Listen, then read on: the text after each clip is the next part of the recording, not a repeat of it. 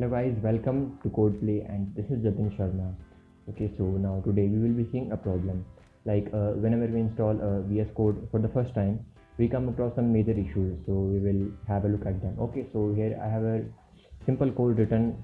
Okay, so now I will try to run this code. So now we can see that it prints whatever we want. Okay, so now let's see what the issue is. Let's say if let's say I will tell you that if we try to let's say ask the user for some input, so then the problem arises. Okay, so now let's see. Now we have run this again. So now we can see that it is printing welcome to Codeplay, good morning, and it is asking for value of n. Okay, so enter n.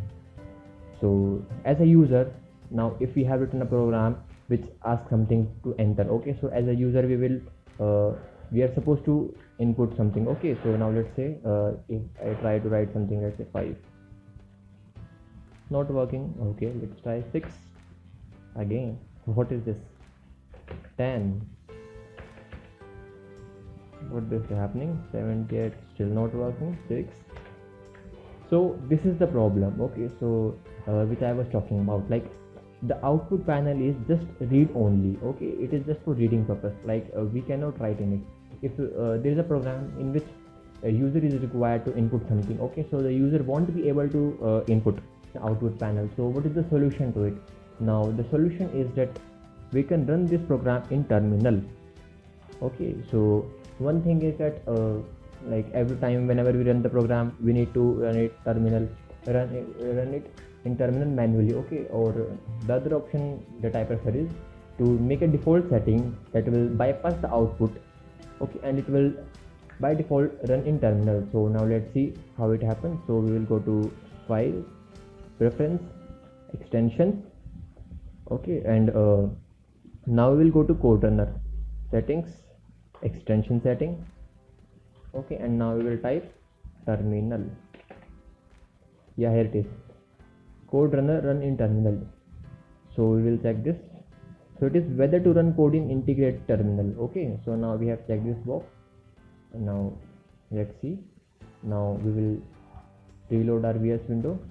So let's say VS Code. Oh, sorry.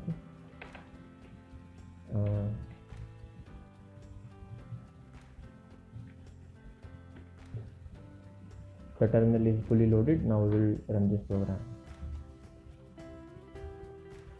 Okay, so now program is running, and it has printed welcome to Codeplay, good morning, enter n. Okay, so like we were getting this output in output panel too. So we will see whether if we are able to input something or not now. So, okay, now let's see 5, press 5. Yeah, it works. Enter. Great. So this is one of the issue that is solved by integrated terminal. Okay, another issue is, let's say that if I make it some like sort of some other complex. So let's say add some line 2. Okay, so now and sorry, n. Okay, so now we need to run it again. Now let's see if it enter n. Okay, now let's see enter n. But wait, we made some changes in code, and I think the compiler is not recognizing them. But what is the issue? The issue is that we have not saved our file yet. Okay, so we need to save our file before running, so that the compiler comes to know that we have made some changes in the program. So let's say save the file by pressing Ctrl+S. Okay, and here file save. Okay, so now let's run the program. And now we hope the compiler will recognize enter and enter m. Yes, see, now it is showing what changes we have made. Like it is asking for value of m2. Okay, let's see if we have entered a value of n, but now if let's say either due to issue persist, or we have recognized what the error is, like for the any reason, any sort of reason, we just want to let's say come out of our program, okay, in between. So that we can do in the terminal, which is not possible in output panel. So we can do this by pressing Ctrl plus C. Okay, so Ctrl plus C is let's say shortcut key for coming out of the program before ending it completely. Okay, so let's try it again. So it's asking for user to input n and m.